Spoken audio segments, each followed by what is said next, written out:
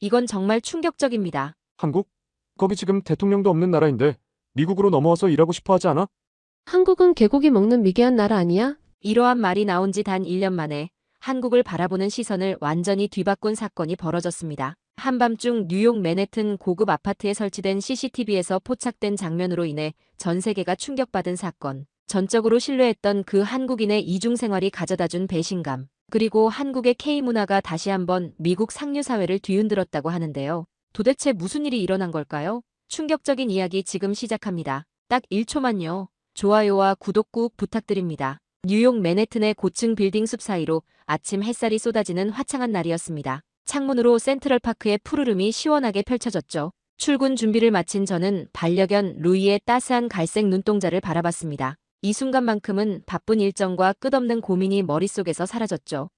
루이, 오늘도 엄마 기다려줘서 고마워. 사랑해. 루이는 마치 이해한다는 듯 꼬리를 흔들며 제 앞에서 애교를 부리고 있었죠. 저는 뉴욕에서 금융 컨설팅 회사를 운영하고 있는 엘리자베스 테일러라고 합니다. 맨해튼에서 제법 성공한 사업가죠. 루이는 5살 된 골든 리트리버인데 그 따뜻한 눈빛은 하루의 모든 스트레스를 녹여버리는 마법 같은 힘이 있습니다. 단순한 반려견이 아니라 진정한 가족이죠. 매일 아침 출근하기 전 루이의 부드러운 머리를 쓰다듬는 것이 제 하루를 시작하는 소중한 의식이 되었습니다. 오늘은 좀 늦을 수도 있어. 일 끝나자마자 바로 돌아올게. 이렇게 약속하며 현관문을 나서는 순간 가슴 한편이 무거워졌어요. 회사가 급성장하면서 업무 시간이 점점 늘어나고 해외 출장도 잦아졌거든요. 루이가 집에서 혼자 있는 시간이 길어지면서 루이를 봐줄 믿고 맡길 수 있는 펫시터를 찾는 일이 시급해졌죠. 지금까지 여러 명의 미국인 펫시터를 고용해봤는데 모두가 실망스러웠습니다. 첫 번째 시터는 루이의 산책을 건너뛰고 소파에서 휴대폰만 들여다보았습니다.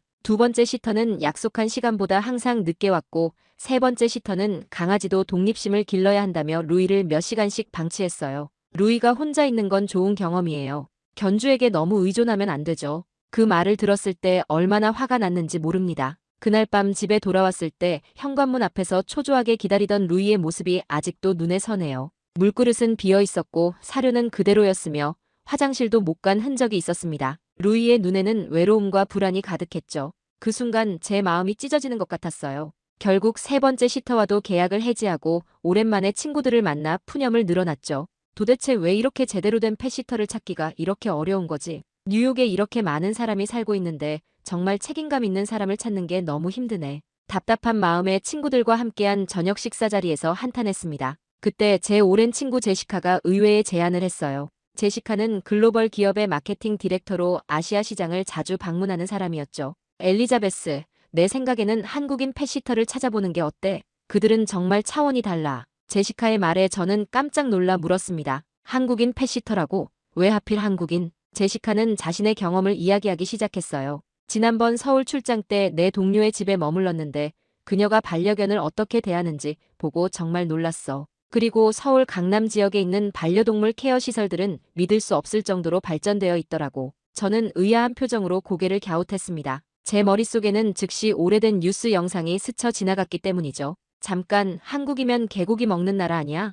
개를 사랑할 리 없잖아. 솔직히 저는 한국에 대해 아는 것이 거의 없었습니다. 단지 어린 시절 TV에서 본 개고기 시장 장면이 제 인식의 전부였죠. 중국이나 한국이나 다를 게 없어. 둘 다 동물 복지에 관심 없는 나라잖아. 어떻게 그런 사람들에게 루이를 맡길 수 있겠어? 제 말에 제시카는 잠시 침묵했다가 단호한 목소리로 말했어요. 너야말로 편견에 갇혀 있는 것 같은데 그거 정말 오래된 고정관념이야. 지금 한국은 반려동물 천국이라고 해도 과언이 아니야. 한국인들이 얼마나 강아지를 아끼는지 알아? 내가 서울에 갔을 때 본 광경은 정말 놀라웠어. 제시카는 스마트폰을 꺼내 사진들을 보여주기 시작했습니다. 여기 봐. 강아지 유치원, 반려동물 전용 카페, 심지어 강아지를 위한 수제 간식 베이커리까지 있어. 심지어 반려동물 전용 스파까지 있더라니까. 한국에서는 개를 가족으로 여기는 문화가 굉장히 강해져서 옛날의 개고기 문화는 아예 사라졌어. 제시카의 설명을 들으며 저는 점점 호기심이 생겼습니다.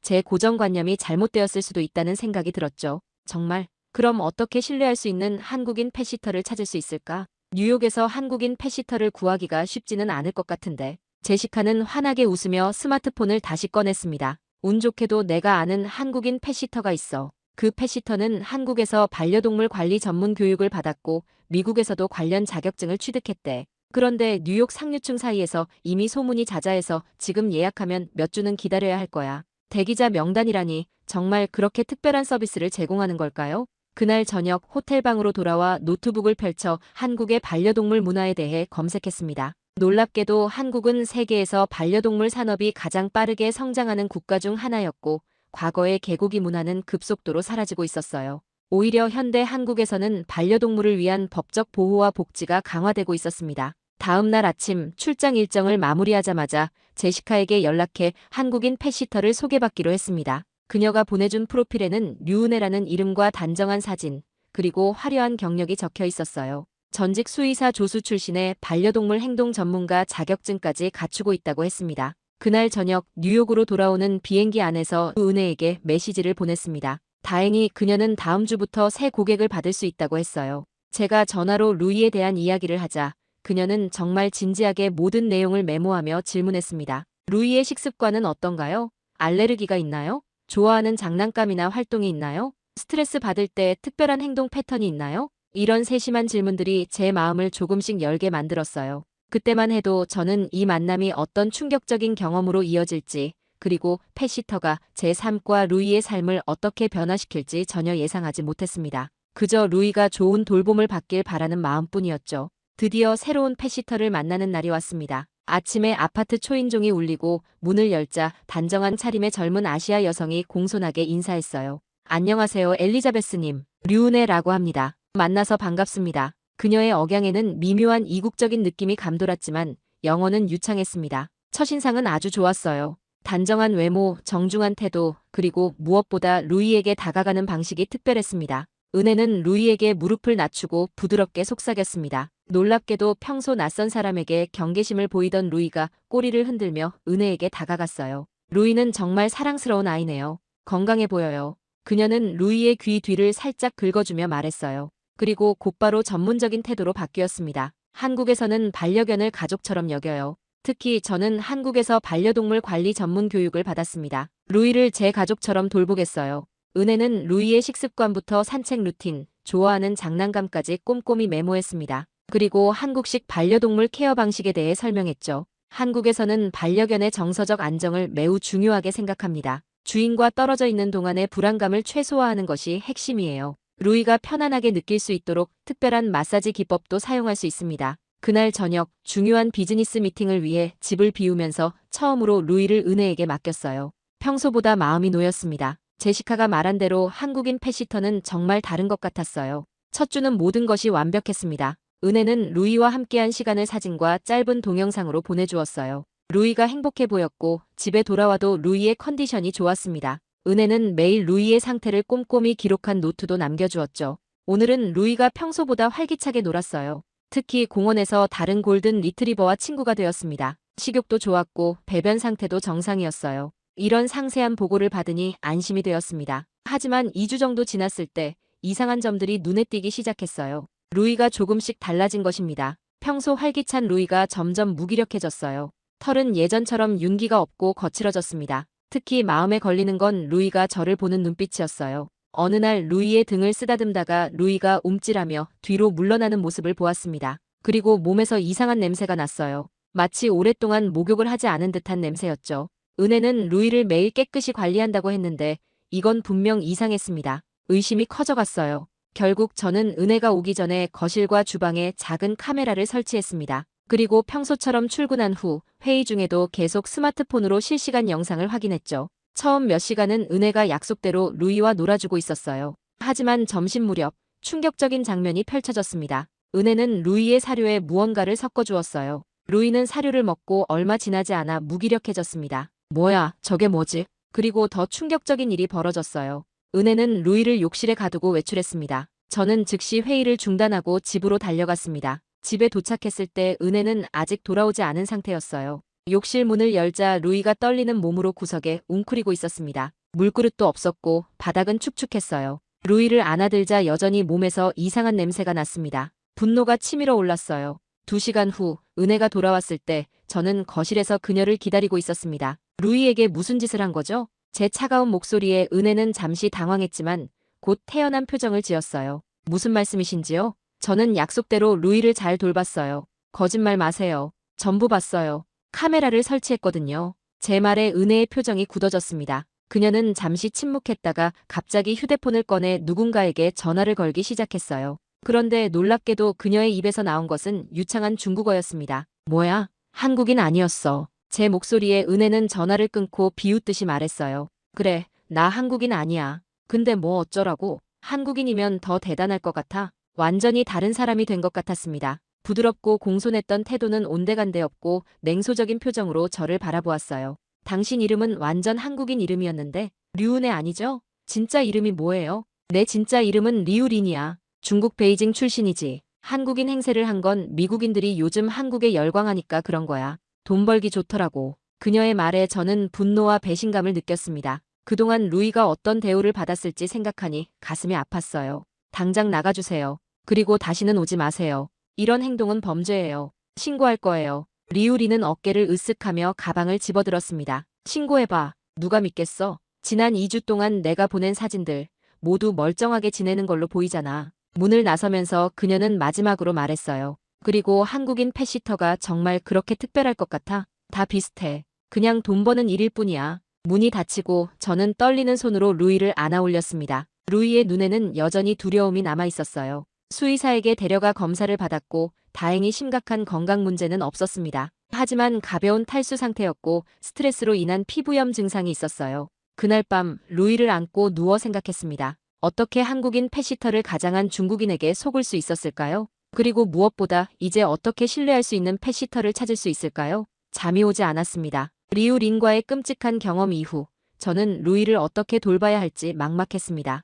신뢰할 수 있는 펫시터를 찾기 위해 다시 원점으로 돌아간 기분이었어요. 더 심각한 문제는 루이의 상태였습니다. 루이는 이전보다 더 예민해졌고 낯선 사람만 보면 몸을 움츠렸죠. 제 무지와 안일함 때문에 루이가 상처를 받았다는 생각에 가슴이 아팠어요. 그날 밤 제시카에게 전화를 걸었습니다. 제시카, 그 시터는 한국인이 아니었어. 중국인이었어. 가짜였다고. 제시카는 충격을 받은 목소리로 대답했습니다. 정말? 어떻게 그런 일이? 미안해, 엘리자베스. 내가 직접 만나본 사람이 아니라 지인의 소개로 알게 된 사람이었어. 루이는 괜찮아? 다행히 큰 문제는 없어. 하지만 이제 어떻게 신뢰할 수 있는 사람을 찾을 수 있을까? 제시카는 잠시 침묵했다가 말했어요. 실은 내가 아는 다른 한국인 펫시터가 있어. 이번에는 진짜야. 내가 서울에서 직접 만난 친구의 사촌이야. 한국에서 수의사로 일했고 미국으로 유학 온 후 펫케어 서비스를 시작했어. 이름은 정혜민이야. 저는 망설였습니다. 한번 큰 실수를 했는데 다시 펫시터를 신뢰할 수 있을까요?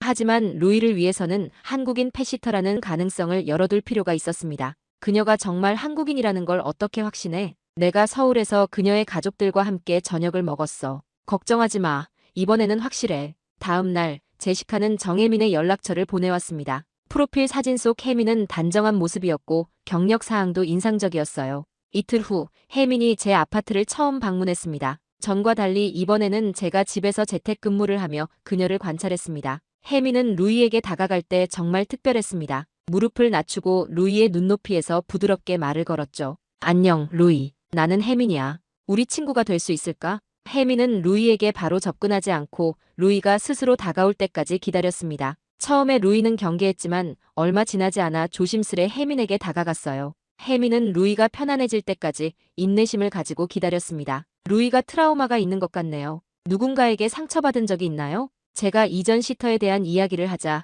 혜민의 표정이 어두워졌습니다. 정말 끔찍하네요. 루이의 신뢰를 회복하려면 시간이 필요할 거예요. 하지만 걱정하지 마세요. 제가 도와드릴게요. 그날 혜민은 루이를 위한 특별한 마사지 기법을 보여주었습니다. 그녀의 손길 아래 루이가 점점 긴장을 풀어가는 모습이 놀라웠어요.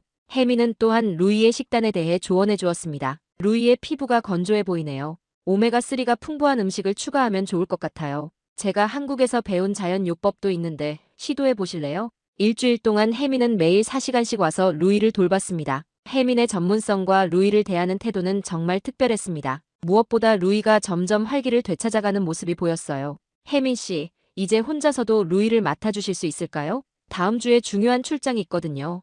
혜민은 미소를 지었습니다. 물론이죠. 여전히 불안하시다면 카메라를 설치하셔도 됩니다. 혜민의 솔직한 태도에 마음이 놓였습니다. 결국 카메라는 설치하지 않기로 했어요. 제 직감이 이번에는 틀리지 않길 바라며 루이를 혜민에게 맡겼습니다. 출장에서 돌아온 날 기대 반 걱정 반으로 집에 들어섰어요. 그런데 놀랍게도 루이가 더 활기차게 저를 맞이했습니다. 털은 윤기가 흐르고 눈빛은 반짝였어요. 이 경험을 통해 저는 진짜 한국인 펫시터가 어떤 사람인지 알게 되었습니다. 전문성, 진정성, 그리고 무엇보다 동물에 대한 깊은 사랑과 존중이 느껴졌어요. 해밍과 함께하는 시간이 길어질수록 그녀의 케어 방식이 얼마나 특별한지 깨닫게 되었습니다. 어느 날 혜민이 무언가 종이를 들고 제 집에 도착했습니다. 오늘은 루이를 위한 맞춤형 스케줄을 만들어 왔습니다. 혜민이 꺼낸 종이에는 시간대별로 루이의 활동이 세심하게 계획되어 있었어요. 산책 시간은 물론 놀이 시간, 휴식 시간, 식사 시간까지 모두 루이의 생체 리듬에 맞춰져 있었습니다. 한국에서는 반려견의 일상 루틴이 건강에 얼마나 중요한지 많은 연구가 있어요. 특히 골든 리트리버의 경우 정해진 시간에 충분한 운동과 정신적 자극이 필요합니다. 혜미는 루이만을 위한 한국식 프리미엄 케어를 시작했어요. 첫째로 맞춤형 식단이었습니다. 루이의 피모 상태와 활동량을 고려한 특별 식단을 준비했어요. 이건 저희 어머니가 한국에서 보내주신 특별한 인삼과 약재예요. 반려견에게 안전한 것들만 선별했습니다. 루이를 위한 건강 보조식을 만들어 볼게요. 혜민이 준비한 식사는 단백질, 비타민 등 영양 균형이 완벽했습니다. 둘째로 혜민은 한국식 반려견 마사지 기법을 루이에게 적용했습니다. 그녀의 손길이 루이의 근육을 따라 움직일 때마다 루이는 완전히 긴장을 풀었어요. 이 마사지는 한국 전통의학에 기반한 거예요. 개의 경락을 따라 순환을 촉진하고 스트레스를 완화합니다. 특히 노견들에게 효과적이죠. 셋째로 혜미는 루이의 환경을 재구성했습니다. 루이의 침대 위치를 바꾸고 특별한 방식으로 공간을 배치했어요. 한국에서는 반려동물의 공간 배치가 정서 안정에 영향을 미친다고 봐요. 이렇게 배치하면 루이가 더 안전하게 느낄 거예요. 마지막으로 혜미는 루이에게 규칙적인 산책 루틴을 만들어 주었습니다. 단순히 산책을 시키는 것이 아니라 루이의 오감을 자극하는 방식으로 진행했어요. 오늘은 냄새 탐험 산책을 할 거예요. 루이가 다양한 냄새를 맡을 수 있도록 여러 환경을 통과할 거예요. 이건 개의 뇌를 자극하고 정신적 만족감을 줍니다. 한 달이 지났을 때 루이는 완전히 달라져 있었습니다. 활기차고 건강해졌을 뿐만 아니라 훨씬 더 안정적인 성격이 되었어요. 낯선 사람에 대한 두려움도 많이 줄었고 저와의 유대감은 더욱 깊어졌습니다. 혜민 씨, 어떻게 이런 변화가 가능한 거죠? 전문 훈련사들도 해내지 못한 일인데요. 혜민은 겸손하게 대답했습니다. 이건 단순한 기술이 아니라 철학의 차이예요. 한국에서 우리는 반려동물을 그저 동물이 아닌 가족 구성원으로 여깁니다. 모든 케어는 이 기본 원칙에서 시작돼요. 혜민의 케어는 단순히 신체적인 것을 넘어 정신적, 정서적 영역까지 포괄했습니다. 그녀는 루이의 행동 하나하나에 의미를 부여하고 그에 맞는 해결책을 제시했어요. 놀라운 점은 혜민이 모든 것을 자연스럽게 해냈다는 거예요. 강압적인 훈련이 아니라 루이의 본능과 성향을 존중하는 방식이었습니다. 강제로 행동을 바꾸려고 하면 일시적으로만 효과가 있겠죠. 하지만 동물의 본성을 이해하고 그에 맞게 접근하면 자연스러운 변화가 일어납니다. 한국의 반려동물 문화는 이런 자연스러움을 중요시해요. 어느 날 제 동료 중 한 명이 집에 방문했을 때 루이의 변화를 보고 깜짝 놀랐습니다. 엘리자베스, 루이가 완전히 달라졌네. 어떻게 이런 변화가 가능한 거야? 비싼 훈련소에 보냈어. 저는 자랑스럽게 대답했습니다. 한국인 펫시터를 고용했어. 케어 방식이 정말 특별하더라고. 동료는 의아한 표정을 지었지만 루이의 건강한 모습을 보며 곧 관심을 보였습니다. 나도 소개해 줄 수 있어. 우리 집 강아지도 행동 문제가 많거든. 이것이 혜민의 명성이 퍼지기 시작한 순간이었습니다. 제 동료를 시작으로 점점 더 많은 사람들이 혜민의 연락처를 물어보기 시작했어요. 그리고 모두가 같은 반응을 보였습니다. 놀라움, 감탄, 그리고 감사함이었죠. 혜민은 한국식 케어의 진정한 가치를 뉴욕 상류층에게 보여주었습니다. 그것은 단순한 서비스를 넘어선 철학이자 생활 방식이었어요. 반려동물을 진정한 가족으로 여기는 마음가짐, 그것이 K-펫케어의 핵심이었습니다. 어느 화창한 토요일 오후, 제 친구 소피아가 집으로 초대한 브런치 모임에 참석했습니다. 소피아는 뉴욕 상류층의 중심 인물이었기에 그녀의 모임에는 항상 영향력 있는 인사들이 모였어요. 엘리자베스, 오랜만이야. 그런데 내 골든 리트리버가 정말 달라 보인다는 소문이 있던데 정말이야? 소피아의 질문에 여러 시선이 저에게 쏠렸습니다. 그들은 모두 반려동물을 키우는 사람들이었고 무언가 특별한 정보를 기대하는 눈치였죠. 그래, 루이가 정말 많이 달라졌어. 한국인 펫시터를 고용했거든. 이 말에 테이블 주변이 갑자기 조용해졌습니다. 그리고 곧 질문 세례가 쏟아졌어요. 한국인 펫시터라고? 어떻게 찾았어? 그게 뭐가 그렇게 특별한데? 우리 퍼그도 맡길 수 있을까? 저는 혜민과의 경험을 자세히 설명했습니다. 한국식 반려동물 케어의 철학, 맞춤형 식단, 정서적 교감 훈련, 그리고 루이의 놀라운 변화까지 말이죠. 제 이야기가 끝날 무렵 모두의 눈에 관심이 가득했어요. 그날 이후 제 휴대폰은 쉴 새 없이 울렸습니다. 모두 혜민의 연락처를 물어보는 전화였어요. 겨우 일주일 만에 혜민의 대기자 명단은 30명을 넘어섰죠. 혜민 씨, 정말 미안해요. 제가 당신에 대해 이야기했더니 모두가 당신을 원해요. 혜민은 당황한 표정이었지만 곧 미소를 지었습니다. 괜찮아요, 엘리자베스님. 다만 모든 분들의 반려견을 돌볼 수는 없어서 죄송할 뿐이에요. 제가 질 높은 케어를 제공하려면 한 번에 몇 마리만 담당할 수 있거든요.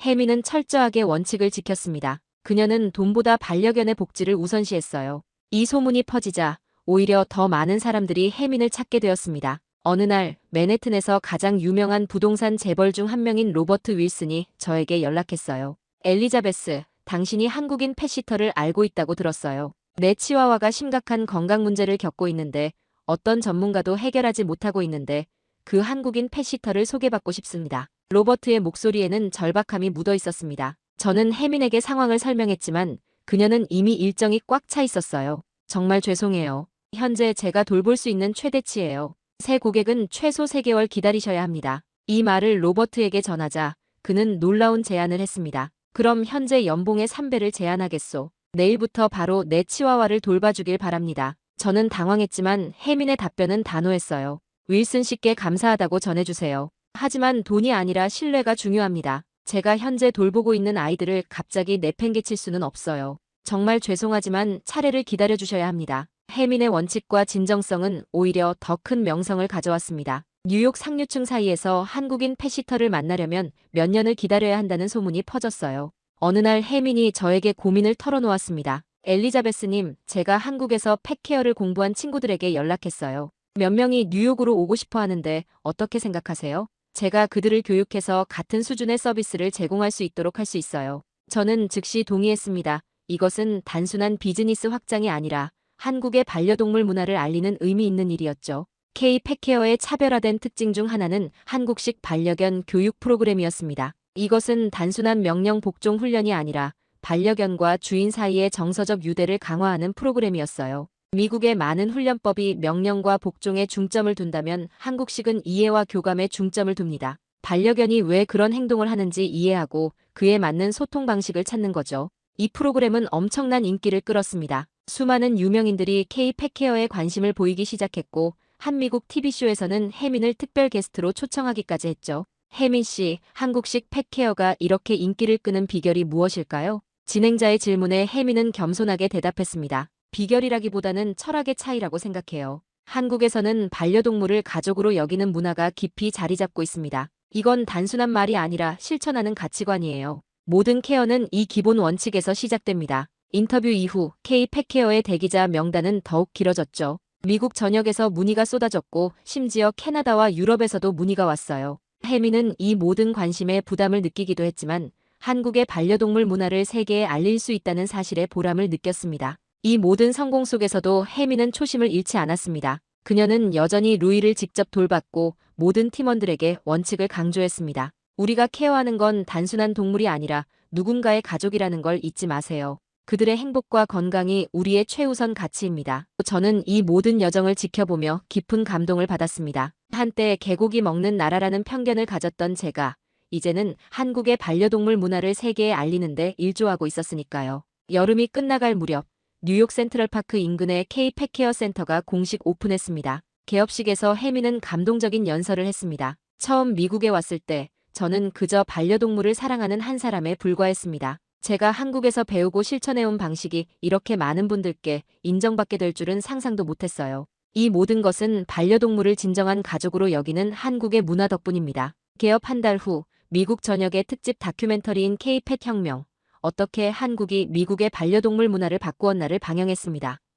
이 다큐멘터리는 한국의 반려동물 문화부터 혜민의 성공 스토리, 그리고 미국 반려동물 시장의 변화까지 심도 있게 다루었죠. 한국은 과거 개고기 식문화로 알려졌지만 현재는 세계에서 가장 앞선 반려동물 복지 국가 중 하나로 변모했습니다. 특히 서울은 반려동물 친화 도시로서 뉴욕보다 앞선 인프라를 갖추고 있었죠.